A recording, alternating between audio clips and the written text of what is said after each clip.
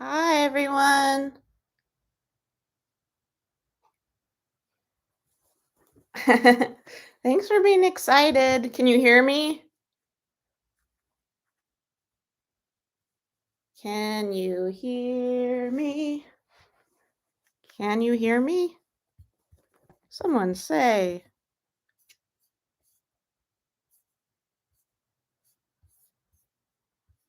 Hi, guys. You can hear me? Just give a thumbs up. Yeah, okay. Cool. Hello. It's me, Franny. Where do I look? Oh, hello. Happy holidays, everyone. Happy holidays. Hey, uh, oh, thank you so much. I like when you say I am cute. It makes me happy. But you know what? I am hungry. I am hungry. I am not from Hungary. I am from Strawbania. But I am hungry. So, and thirsty so much. So I think I need a strawberry. Where can I find one? A strawberry. Ah, yes, I found one. Um,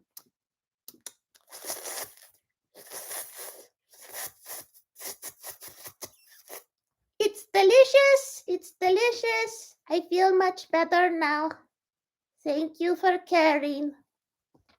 Okay, I'll let Emily talk now. It's good to see you guys. Yes. You're making Franny cosplay. You're making Franny cosplay?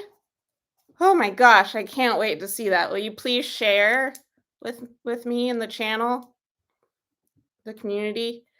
So listen, guys, I want to give you some updates about Strawberry Vampire. So we are definitely, I think it's pretty certain we're going to do a Kickstarter uh, in early next year to try to fund the rest of the animation for the pilot because it's just going to be so beautiful and complete. And then it'll help me maybe get people more invested in the series. They'll say, oh, I see exactly how it's going to look. Um, and the thing is, though, like I've said before, it's going to be quite a lot of money to raise. So that's why I've been asking, hey guys, if you really want to see more of this project, please sign up for the mailing list. Um, oh, I think I see one of my animators here. Jen, hi. So it's at Pinsen GG. Pinsen slash Gian. He's on Instagram too. He is currently working on something for you guys. Um, we're gonna be putting out our version of a Franny lo-fi video that you guys can study with and just put in the background and be all cozy like. So I really hope you enjoy it. Um, eggs. Sell eggs. Oh, I don't know. I don't have any chickens. It's just not me to sell eggs. Um, but I will have some really like good rewards if you invest in the Kickstarter. Like we've been putting I've been making some like prototypes to see what we can do. So like you can't really see it well because it's just white, but it's a strawberry vampire figure. Um, I hope you guys like it. It'll be much cooler when it's painted. And I'm gonna try to create, yeah, maybe if I put it in front of, no, I don't know. It's just the white there, shows a little bit. Um, and so We'll also be looking into how to make some Franny plushies for the Kickstarter and pins and stickers for sure. Maybe some posters, maybe some prints of the comics. And I'm also going to be trying to submit the story for a graphic novel, trying to get that going. Okay, let's get to the questions here. How did you research in order to how did I research? So I did actually do some research. So it's inspired by my own family. My mother's side, they were Hungarian Jewish immigrants who immigrated to New York and then settled in Southern California. And my mom's cousin, her name's Marika. Um, I conducted some interviews with her as I was developing Strawberry Vampire because Franny is loosely based on her. And actually, the story that became the pilot was taken like verbatim from her experience. Her teacher said in front of the class, if she got one word spelled correctly, he'd jump out the window. And I thought, oh, well, now I need to like create her revenge story. Um, so yeah, I think just digging into my family's own experiences, and sometimes when you do just get more specific with a story, because you're emotionally, as a creator, emotionally connected, I think it resonates with, other people who have had come from different backgrounds but have had similar experiences. Um, okay. um, have you ever done an eyes in dark? Pitch dark. Oh, have I done that before? Definitely done that on some show that I've been a writer on. The eyes in pitch dark, but haven't done it on. Oh, you know what I did it on? Pubertina. There's a short called Pubertino. That's where she meets her like identical twin love interest. And I think it's that. No, it's the Christmas special. It's a holiday special. Pubertina holiday special. She's looking for her lost love in a movie theater. And then you can see their eyes. And then she has a pimple that glows like Rudolph's nose and it lights the way so she can find her crush in the movie theater. Anyways, sorry that took so long. Um, Does Franny have a love interest? Not at the moment. She's really focused on friendship right now more than anything else. Um, so she hasn't really given much thought to love interests. Um, are there other fruit-based vampires? I mean, there might be in the world, but in our story, I feel like, um, to make, Franny's family really special and stand out from everyone else, they're the only fruit vampires around in Southern California. Um, yeah, does anybody have any questions about the Kickstarter or about, yeah, anything?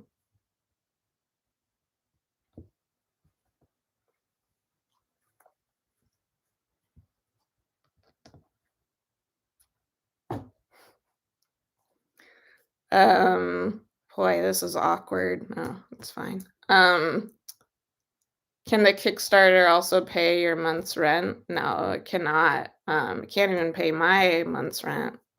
It's just going to be funding the artists who will be working on who will be animating the rest of the pilot. Um,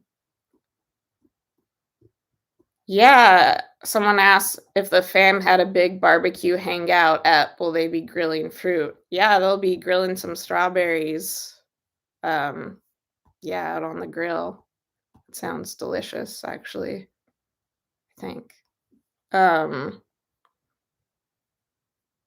but yeah, I've been thinking about stories for the next episodes if I get to make them. I already have the next two stories planned out. I know what they're going to be about. Um, and I'm going to be probably eventually writing the scripts for those.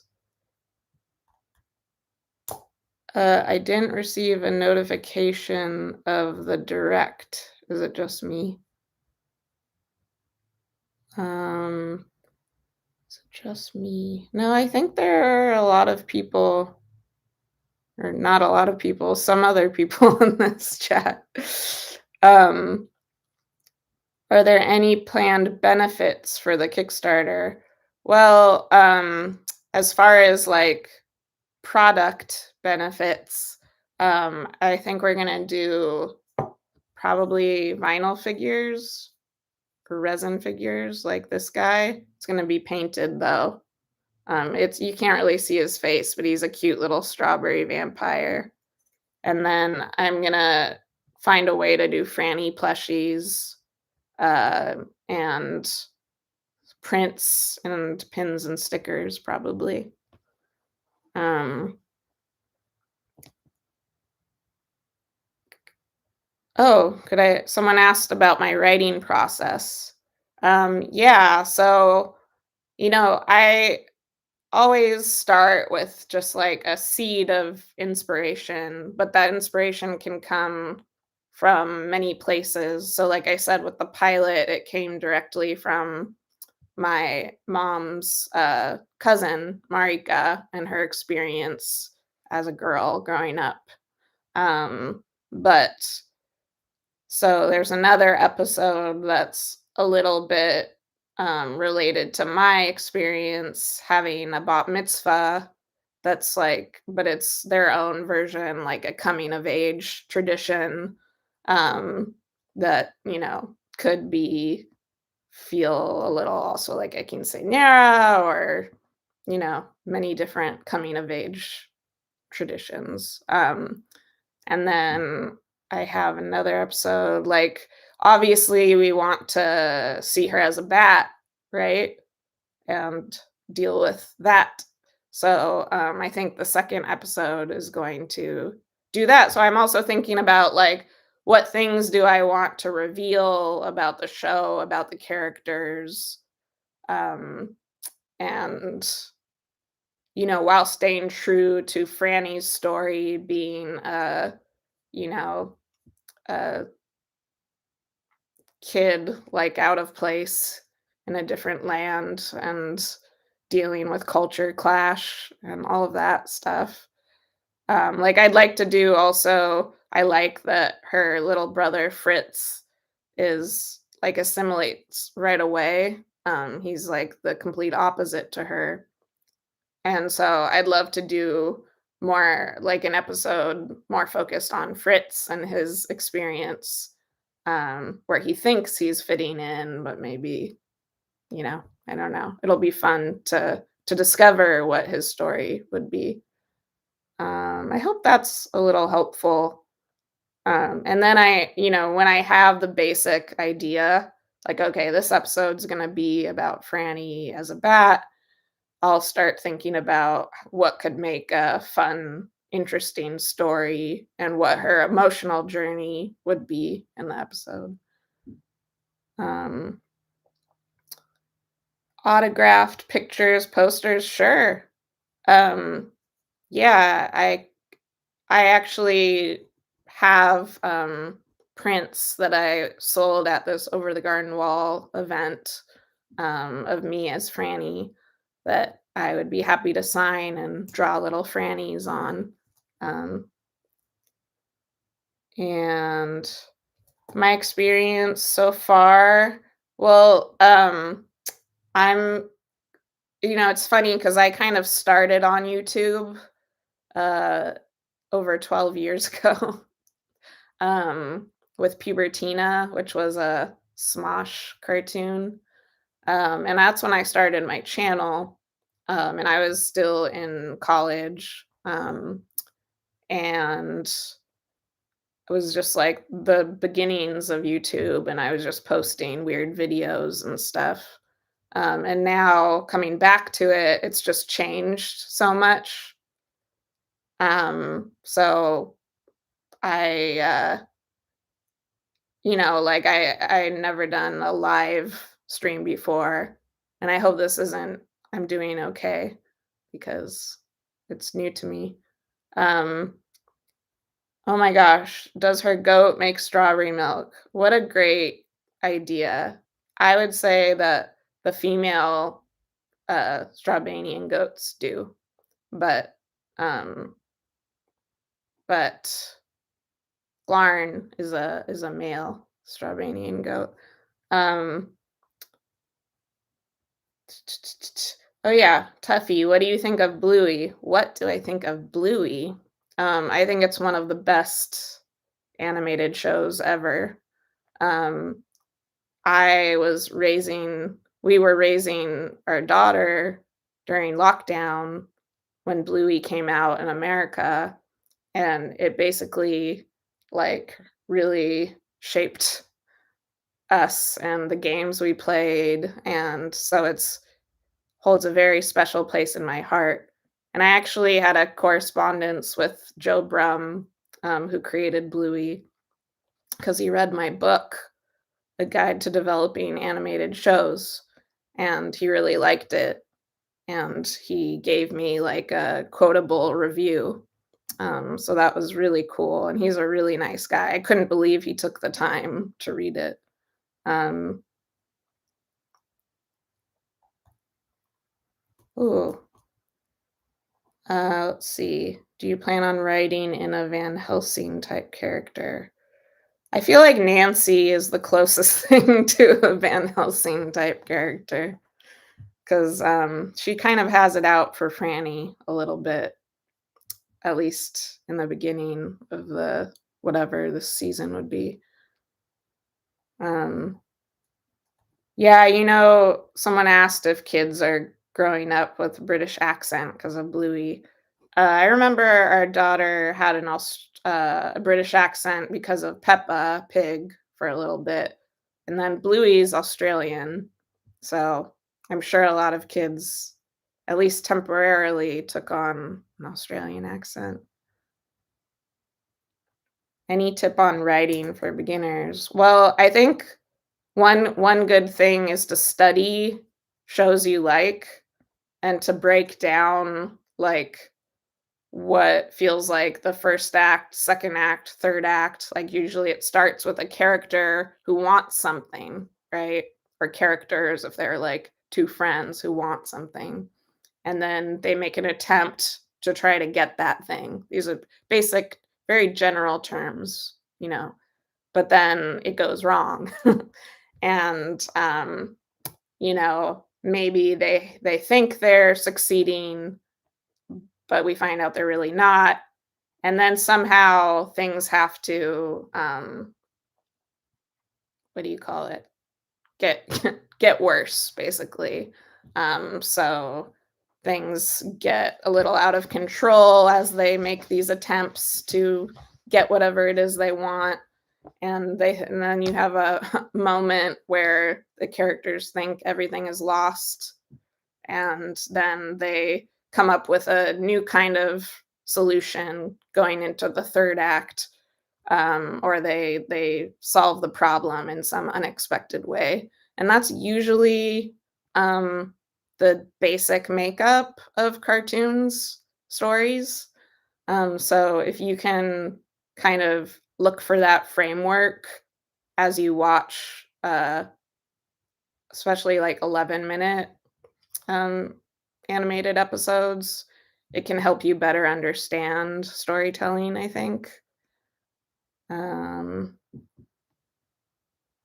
escalation, that's what the word I was looking for. Things escalate. Um, would it be fun if you Well, someone really wants me to use the eyes in the dark gag. Is that your favorite gag? Um, yeah, maybe if the situation called for it, it would be certainly fun. Um, do you like do you write a plot outline or do you write in full script? I always write. So this person wants to know if I go straight to script when I'm writing or if I write an outline first, and an outline is kind of like the blueprint for the script.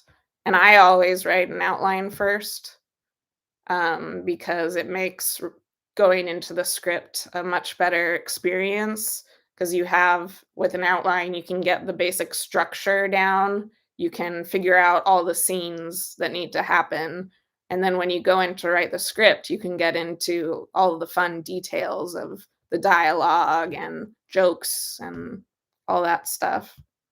um, so Someone asked what inspired you to create Strawberry Vampire.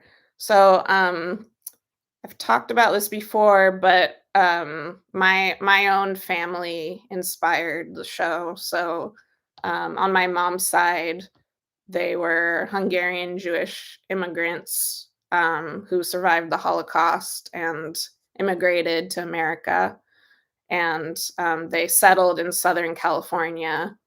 So I really liked. I mean, I've always wanted to do some kind of project that pays tribute to my grandma, who was a very important person in my life and my family, and this felt like just it clicked. It was just felt like the warmest, most positive way to do it because I was focusing on their lives after the war and starting anew in a new land. And so yeah, I had always wanted to do something, but everything felt too dark. But then once I found like a good symbolic way to do it, because for example, Hungarians sound like vampires. Those were the accents I grew up with. So that felt good. And then strawberries came in because like I just liked the combination. I just felt I definitely didn't wanna do blood because that felt icky to me, and I just thought it was, like, a really cute, fun combination, and I grew up with these Bunnicula books, where it's about this bunny who drains carrots, bunny vampire. So anyways, and then I basically also connected that I could make the villains of the show much more silly. So even though they are these little like these monsters that basically force them out of their country, they're like ridiculous and they throw grapes at them. Um oh yeah, but Nicula, it was also my fave growing up. Um Some plot ideas. So I talked about this, but so sorry I'm repeating this for some people, but I want to do the next episode. I really want to deal with her bat situation because I didn't deal with that at all in the pilot. So I want to get right into that, and then I want to do like a coming of age event for Franny, because she's right at that, like, 13, well, she's 113, but it's, like, the equivalent of 13. Um,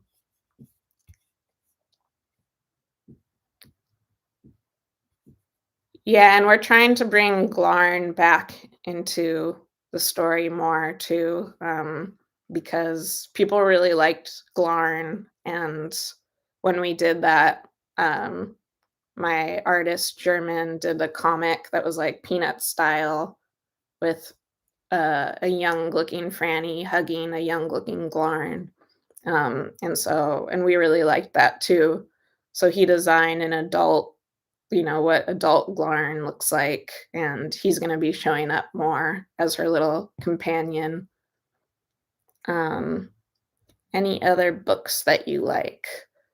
Um, so I'm trying to think. I like a lot of classic books, like, I liked J.D. Salinger a lot growing up, um, but most recently, I've been reading a fantasy novel called, Rain Cloud Palace, and it's by this amazing British creator who crocheted Franny.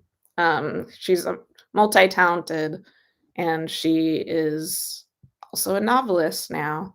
And I would definitely check it out. It has like it's kind of like somewhere between Harry Potter and Wicked, but it's like cozier somehow. And I feel like it's really good for all ages. Like I would say maybe 10, 11, 12, and up. Um,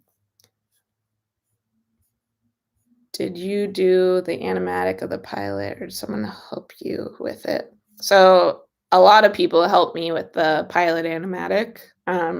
I basically wrote the script and came up with the characters and the world. And then my friend German Orozco, who is the art director on Strawberry Vampire, he and his wife designed the characters, and then I built into the Kickstarter. I knew there was a storyboard artist that I had worked with on Goldie on my Apple show, who I just loved. And we had a really fun time working on this together.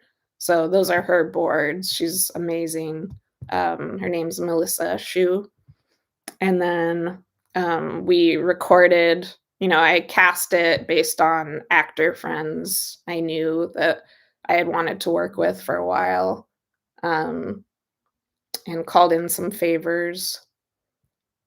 And then Mercury Filmworks, basically some of the animators there volunteered to do the animation for that scene because I had worked with them before on Hilda and on Goldie. Um, Strawberry vampires. So, strawberry vampires get their like lifeblood from strawberries. And they can, like in this world, they can eat other things, but they don't taste good to them. Except for Fritz, because somehow he just assimilated. And so he loves hamburgers and cheeseburgers and American food. Um, so, I mean, it's not like logic based, and I kind of pick and choose like from the vampire rules, just like what feels best for the show. Um, my cartoon shows are script driven, because that's the way I write, but the storyboard artists definitely add like their own gags and um even like little moments, and I like to be really collaborative in that sense. Um, Also, yeah, Mercury Filmworks animated the Mickey shorts. They did the Ghost of Molly McGee, Centaur World. They did Hilda, um, and Craig McCracken's Netflix show, Kid Cosmic. So they're amazing. I think they're the best. Maybe I'm prejudiced, but I think a lot of people consider them to be like one of the best 2D animation studios in the world. Um, so I got very lucky. Um, yeah, Franny's Glarn. That's a great question because it's like, how old is he? But then also, how old is he in goat years, right? Um, Let me think about that more and get back to you. Um, yeah, so I hope that I can generate enough love. I mean, it feels like there's a lot of love for this project, but it's hard to harness that love towards a Kickstarter, and uh especially because some people come watch the pilot and then bounce, and it's hard to find them again, or it's hard for them to come back to Strawberry Vampire. So that's why I've been trying to get people who want to see more and feel like they would want to support the Kickstarter to sign up on the Strawberry Vampire website to add their name to the mailing list so that I can get directly in contact with them when the time comes. And I did ask those people who had signed up for feedback on the kind of Kickstarter rewards that they would like to see, and there was a lot of good feedback.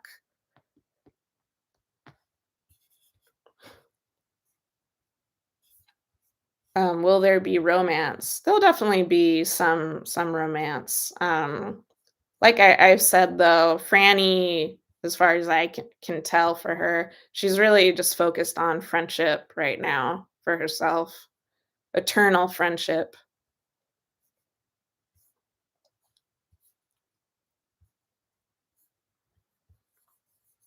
Mhm.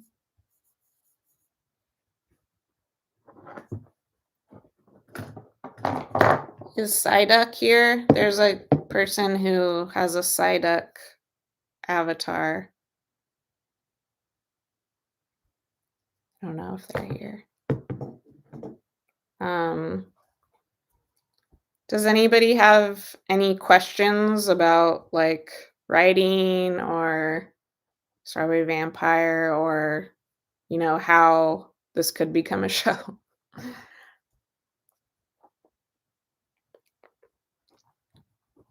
Or indie animation?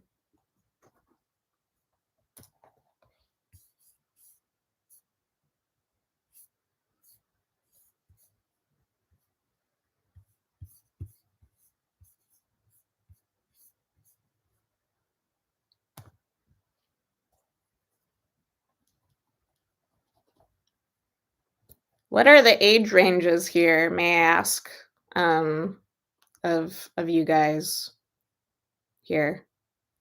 So I'm just curious. Does Franny age different to humans? Yeah, she lives a lot longer than humans. I mean, that vampire rule applies to them. Um,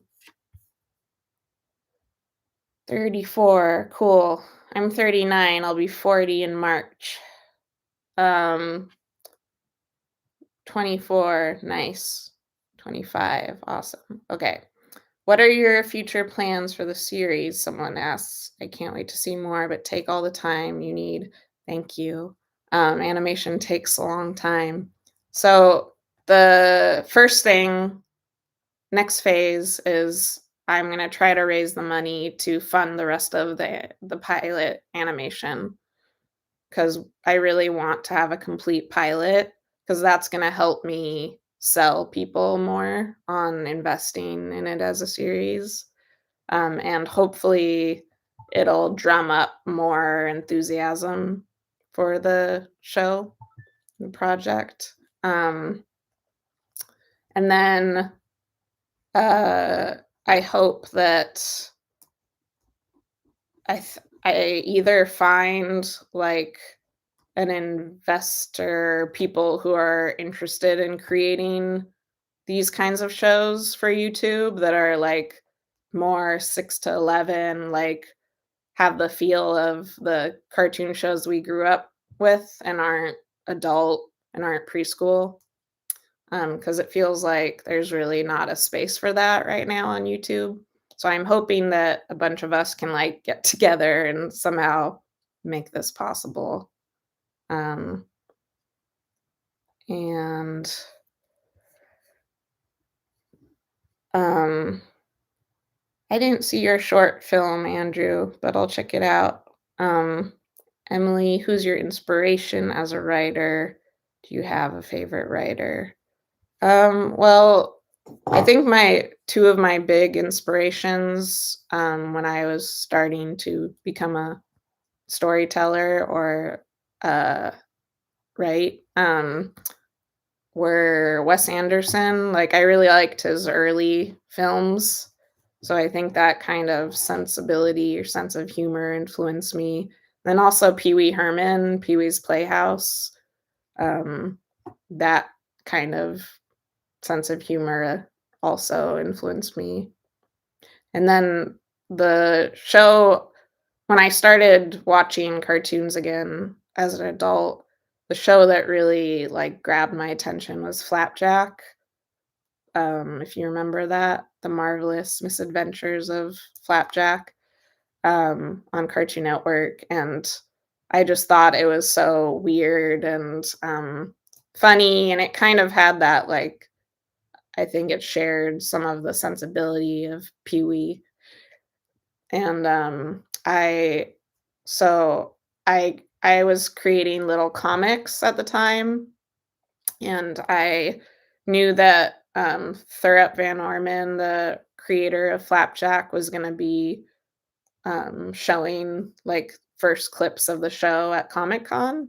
It was also Adventure Time was gonna be there for the first time.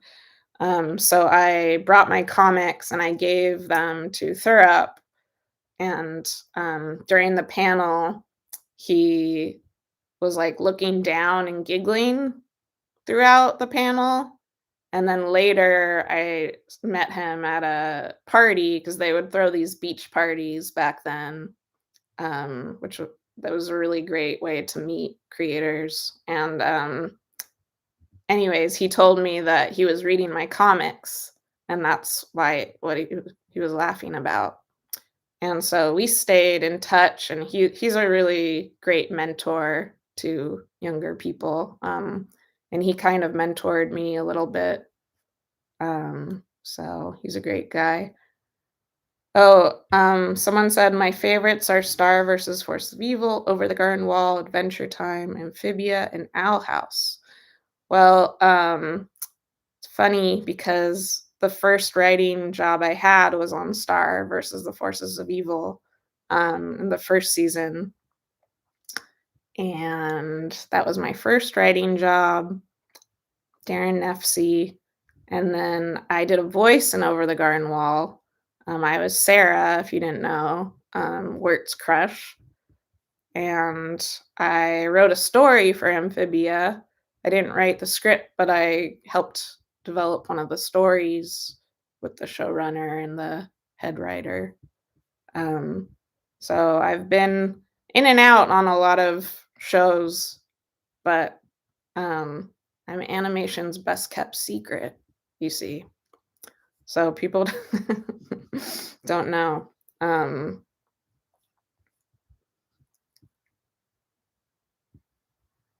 but yeah, oh, Avery, you're not too late. I was planning to stay here until noon.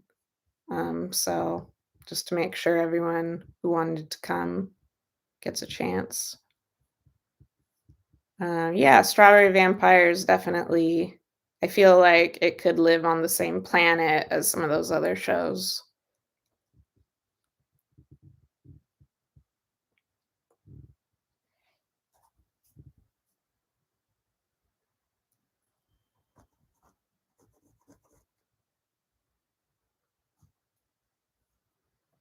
I'm comfortable with silence. Are you? Um,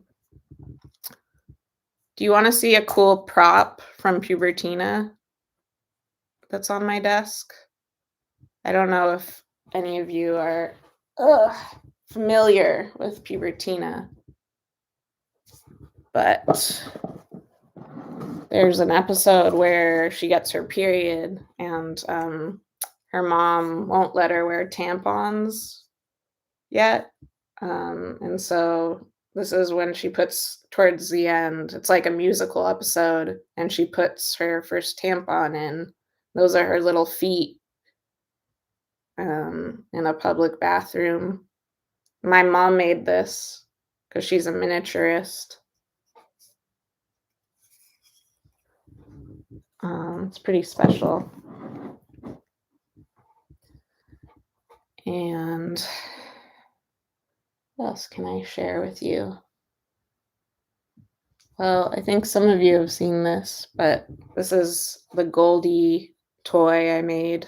Um, my friend Kyle had a stop motion studio, so he produced like 2 of these, and I paid for a painter to paint them. Um, and then I have my little Tuffy here, and she's pretty cute.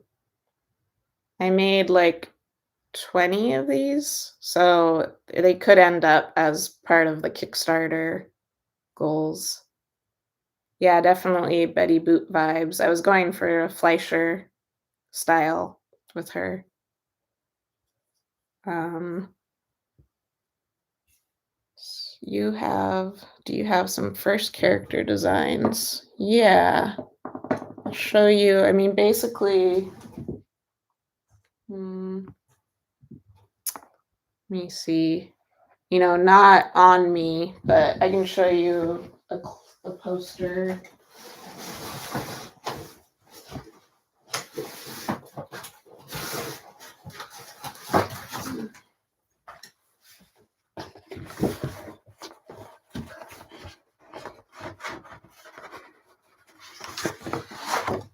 So Franny used to look more like this. And this is all German Orozco who did this poster. He's amazing. And he has such a good sense of color. But I wanted her to be a little bit cuter. So I asked one of my character designers from Goldie, who worked at Mercury, to just like do a redesign of her to be cuter.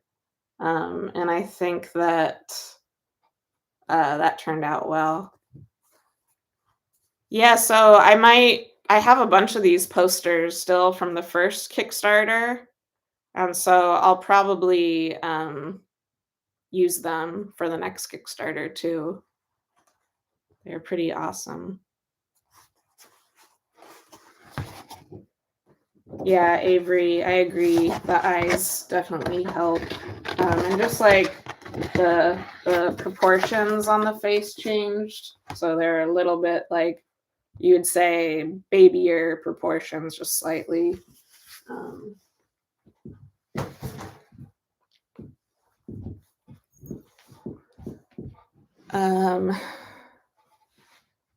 What else? Show you. I don't know. But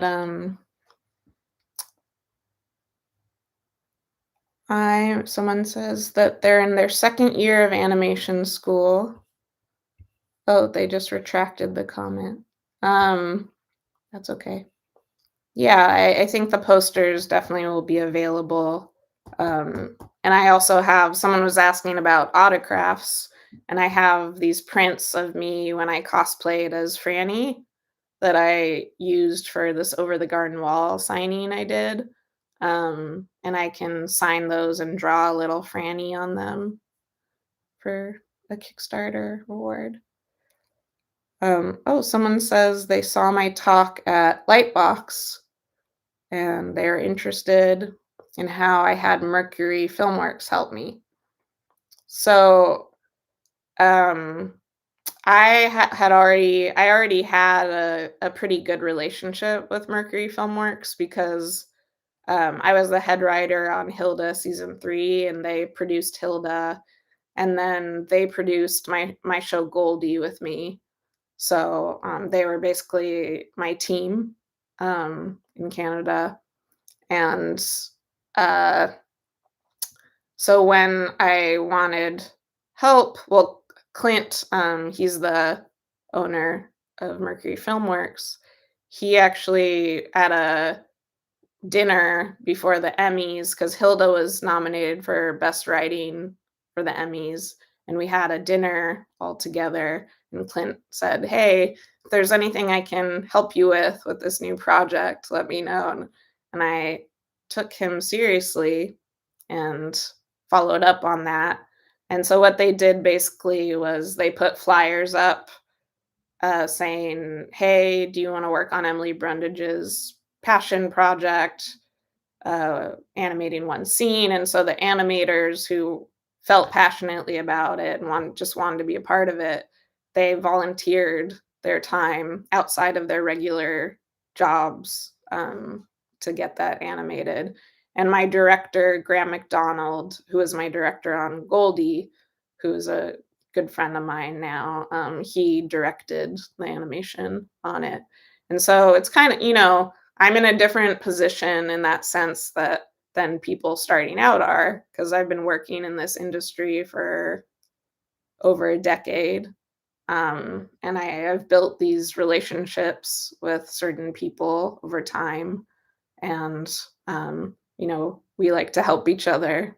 So I think Mercury, we might become like more partner. There might be some kind of partnership in the future on this, on Strawberry Vampire. Um, But if you're doing a short, like what I did with Goldie, I got a recommendation from a friend who was doing a web series for an animator, a really good animator. And I reached out to that person, and he was available to do Goldie, the short. And it was Josh Palmer, who goes by Zerl. He has a show, I think it's called Monkey Wrench or something. But he's a terrific animator, and he could do it for the budget that I was able to pay him with. And that's how we did it. And I had experience because I had produced Pubertina, so I knew how to like basically create a production pipeline. And I had a schedule where like one column would be rough animation, and then clean animation, and then final animation, and then color, and then composite. And so I would have all the shots in the spreadsheet, and I would like highlight each as they got completed, and that's kind of how I tracked where we were. Um, I did used to work for DreamWorks TV. It is a long story, but I worked first on a show called Home, um, Adventures of Tip and O. I was a writer on that show for like almost 2 years. And then I developed a show called Harvey Girls, and yeah, started showrunning that. Um, but I got fired and replaced by someone. And that's my tragic industry story. But it's okay. It was a long time ago. I stepped on. Oh, that's really nice, Gumvic. They say that they got those sparks in their soul when they first fell in love with animation. It's really sweet. That's what I hope. I mean, the industry is really broken right now. Like it's really messed up. They're just they're not taking chances anymore, and it's almost like at this point, you as a creator have to prove that there's an audience for your show before you can take it out. So anyways, my goal though with this is that I keep it indie. So I hold on to, like, I don't give the rights away to Strawberry Vampire. So that's kind of the path I'm on. I think it's going to be a long, long journey. Um, and oh, someone asked, what did I use to animate? So the animation team uses Harmony. So they rig the characters, create rigs in Harmony. And my old friend Farron Pearl, yeah, Farron I think she was an intern when I was on Home, and now she's a big time director, which is really cool. Um, And yeah, someone said they used to watch Home and Harvey Girls. I can't speak for Harvey Girls because I didn't watch it after that happened to me. Um, but I thought Home was like a really, really funny, charming show, actually. Um, so I was pretty proud of the stories that I wrote for that. Um, Someone asked, please talk about premise versus storyline versus logline. So a premise and log line are kind of the same thing when we talk about them. It's basically what your show's about in 2 or 3 sentences, one to 3 sentences. It's like the shortest way you can communicate what your show is. Um, It's like when you look on IMDb and you see that really short description of each show, that's kind of the log line and the premise. And then storylines are also called springboards, um, and or premises, episode premises. Those are short descriptions of the episodes that you want to tell. Um, Pied Piper. I haven't seen Pied Piper, but I'll look it up. Yeah, but there are a lot of great animators on YouTube.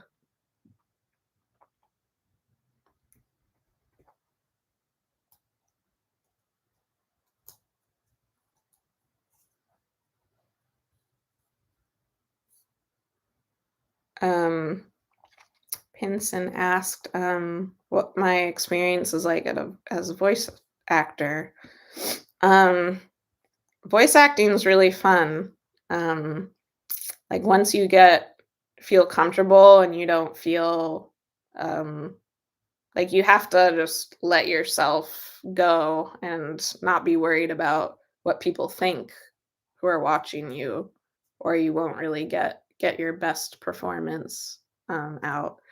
But it's just really fun, and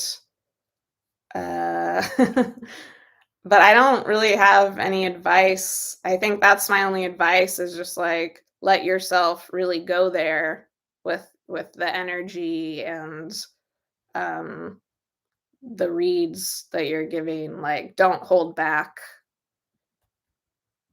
um Let go of your shame. And it's a short animation. Thank you. Oh, hey, thanks for sharing my pilot with your class. That's awesome. Appreciate that. Yeah, I mean, the more you guys can get it out and spread the word, the better off it'll be. I think, like, you know, you guys are fans are the most important part of whether a show goes forward right now or not. Um, so the more fans that Strawberry Vampire can get, the better chance it will have of going forward.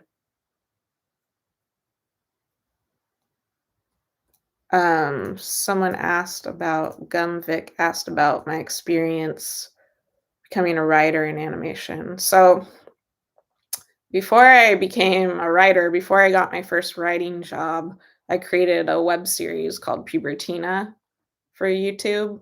And that is because people saw that web series, uh, and it was funny to them, or it felt like I had a unique voice. They reached out to asking me to pitch other shows to them, and that's kind of what led me down that path. So I think there are a lot of different paths to becoming an animation writer.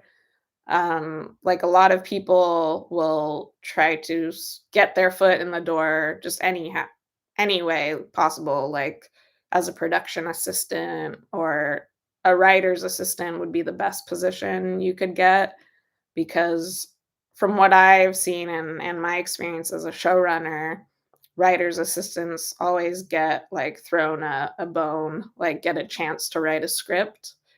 So that's one way, but I think the best way right now to get work in general is to create something that, stands out and shows people what your voice is and what you can do.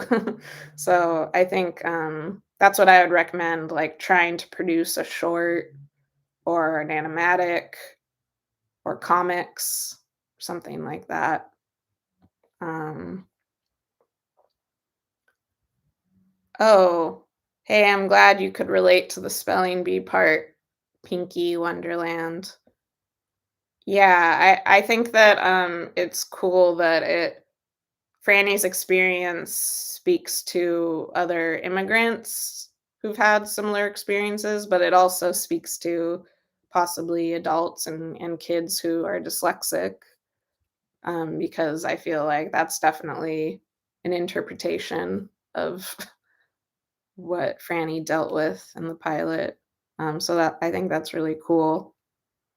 Um, Someone said they like the music. Oh yeah, the music. Thank you.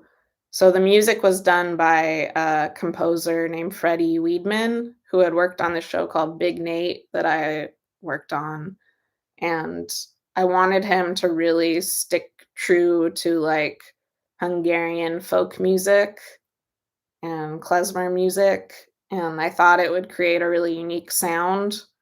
Um, and I was really happy with what he did. Um, do I plan? Yeah, I plan to be the voice of Franny moving forward. I mean, not only do I just trust my ability to talk in a Hungarian accent, but I also like that I can create content whenever I want. Since I voice Franny, it makes it a lot easier because when other people are voicing your characters, you have to schedule time with them. You might have to pay for a recording studio if they don't have one. So it's just so much easier. Yeah. I can create like other content like Franny as a doll, Franny as a puppet, different things because animation takes so long. Um, Thank you for saying my voice suits her. Uh, yeah, I don't always like to voice characters on my like main characters, but I did feel like this was an extension of myself. Yeah, like I did the voice for Pubertina long time ago. It was really grating to people, but it was kind of purposefully grating. Oh, I'm glad you think the voice of Franny is perfect for her. Oh, I'll be coming out with, a Spanish dubbed version of the pilot soon. Um, a Spanish studio called Miso Studio in Canada reached out. They wanted to do just, like, volunteer, dubbing for the pilot so they could have it as a piece in their portfolio. Yeah, so we'll be releasing that pretty soon. So I hope that there are a lot of Spanish speakers out there who will appreciate it. And they did a really good job, I thought.